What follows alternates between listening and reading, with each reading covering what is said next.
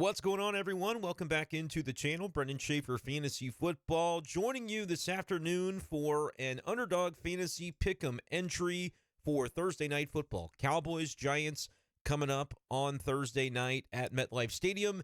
And what an opportunity for us to have a little bit of fun with fantasy football. You can sign up for Underdog Fantasy with promo code BSHAFE to claim your free pick and first-time deposit offer up to $1,000 in bonus cash.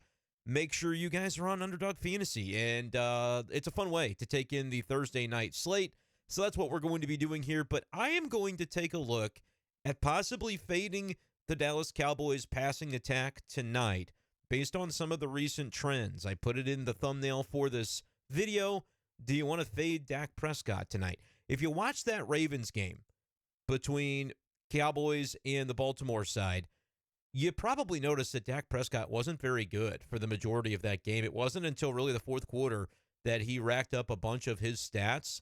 So we are potentially considering here the possibility, as we want to refresh the offerings here. We're looking at Dak Prescott's passing yards, and it's constantly shifting throughout the day. But right now it's at 261.5 for that stat, and we're going to go lower than that based on the Giants allowing about 179 passing yards per game to opposing quarterbacks so far this season. They've been a little more friendly against the run, which we'll get to in a moment, but that's kind of the tentpole pick that we're going with as far as higher or lower on these player stats. Dak Prescott, lower than 261.5 passing yards. I think he could get to 225. I think he could get to 250. But this number just feels a little bit high with that Brian Burns, led pass rush of the Giants.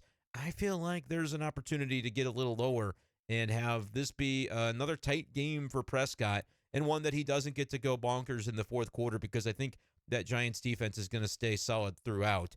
And then on the other side, Daniel Jones obviously has not looked great passing the football, but if you watched that game last week where Malik Neighbors just went off, he actually was doing a pretty solid job. But this week, I'm interested in the rushing angle on Daniel Jones, because last week, 14 carries for 87 yards was the output for Lamar Jackson on the ground against the Cowboys, and Lamar Jackson is the premier rushing quarterback in the NFL. But Daniel Jones can scoot as well, and rather than try to figure out what he's going to look like throwing the ball against the Cowboys, I'm going to say, hey, you know what? The Cowboys defense has allowed running quarterbacks to have success, and there's an interesting stat here on Underdog. Not necessarily the rushing yards, which is higher or lower than 31.5. What about these rushing attempts? All we would need from Daniel Jones is for him to go higher than 6.5 rushing attempts, and there's actually a multiplier boost times 1.1 on that stat. So I don't really even need Daniel Jones to be successful. I think he probably could do this and go higher than 31.5 yards. But I think with this situation being a divisional game, a running-based quarterback is going to want to take matters into his own hands. I think he's going to do it at least 7 times, higher than 6.5 rushing attempts for Daniel Jones. Going to just stay away from the pass-catching angle on him, and also kind of lean in a little bit on the rushing angle when it comes to the touchdowns that the Giants might look to score. The Cowboys have allowed more rushing touchdowns per game than any team in the NFL so far. 2.7 rush TDs per game. I think 3 of them at least in each of the last 2. Alvin Kamara got them. We saw Derrick Henry get them. I think Lamar even got in for one last week.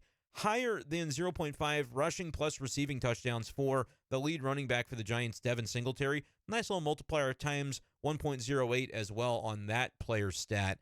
I'm going to say higher. I think if the Giants end up scoring some touchdowns tonight, it could come on the ground.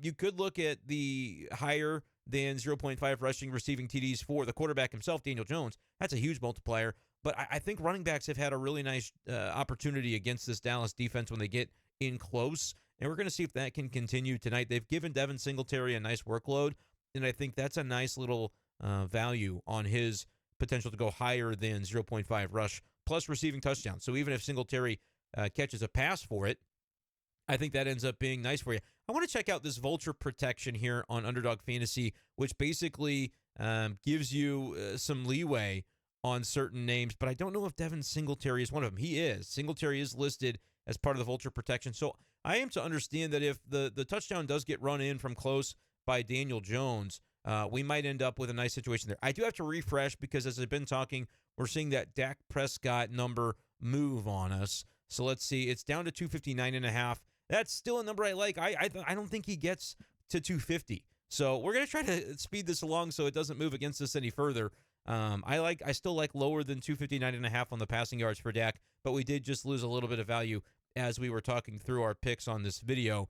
There's one more name I want to focus on here, and it's the running back for the Cowboys that I do think is their main squeeze. Rico Dowdle is the better player at this point in his career than what Ezekiel Elliott is, and I actually like the rushing yards higher than total, 41.5 for Rico Dowdle in this game. That's a number that's been moving up a little bit too. It was around 40.5, and now we see that stat get raised a little bit. But I still like it. I think Rico Dowdle can run for about 50 yards against the Giants defense that's allowed around 130 rushing yards per game. And if you just look at the split in the workload, they've been giving Dowdle more opportunities than Ezekiel Elliott. I think Zeke only got like 3 carries last week. Dowdle hasn't been getting a ton, was 8 or 9, but I think he gets at least 10 carries. And hey, maybe that's the way to go with this pick, actually, because you do have the 10.0 rushing attempts. You could go higher than. We'll see if what's the multiplier do. Actually, the multiplier likes it a lot more if we just go with Dowdle rushing attempts. If the Giants are to win this game, that could be a little bit difficult because we would maybe see Dowdle not get as many opportunities. But I kind of like the way that goes to 13.48x on our total picks instead of, if you choose it on rushing yards, it's 11.28. So that's a little more juicy. I think 11 carries for 42, 45, 50 yards could be in play for Dowdle. So let's go ahead. I'm going to regret if that last second selection to switch it ends up costing me. But let's go ahead and make our decision that way and go with the Dowdle rushing attempts higher than 10 rather than the yards, so he doesn't even have to be that efficient. The problem is, if he's not efficient, we're probably not going to see a lot of success there for Dowdle, and so that's a little bit of a disappointment. But hey, how about let's do it this way?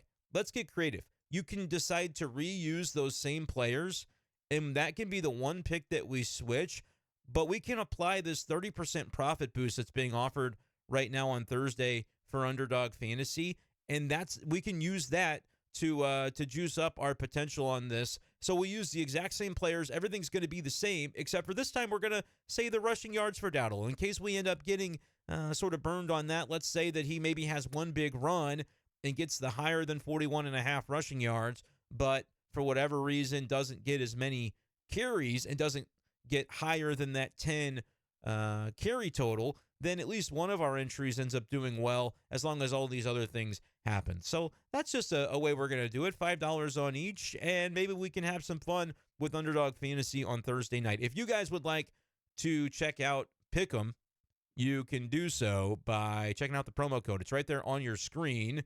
Make sure that I allow everybody to see exactly what we're looking at here. Yeah, I think this is going to be a fun one for Thursday night. I want to make sure that full entry is shown. My situation here with my screen is making things a little bit difficult here. Let me see if I can fix it for you so we can get everything on the screen at once. There we go. Now you can see the full entry. So that's what I'm looking at for tonight. And all we did was switch the Dowdle higher than rushing yards to higher than rushing attempts in one of these picks. But I like it, man. The one thing is, are you going to see as much running back play? I mean, Daniel Jones higher than rushing attempts, but Dowdle on the other side. I do. I think this could be a game where the defense is locked down on the passing games a little bit, and we could see the benefit playing with these running backs and with the rushing attempts higher than for Daniel Jones. Promo code BSHAFE. The link to sign up for Underdog Fantasy is in the description to this video, so check it out. Check it out for Thursday night. This could be a lot of fun. Let me know in the comments, too. What are the Underdog Fantasy Pick'Em entries that you guys are looking at for this evening? Check it out, and I'll get this video posted so you guys have all day Thursday to get your opportunity. Again, link in the description. Promo code BSHAFE for your free pick and first-time deposit offer up to $1,000 in bonus cash when you sign up with the promo code BSHAFE on Underdog Fantasy. Appreciate you guys. Let's enjoy the football on Thursday night, and we'll talk to you again soon on the channel. Peace.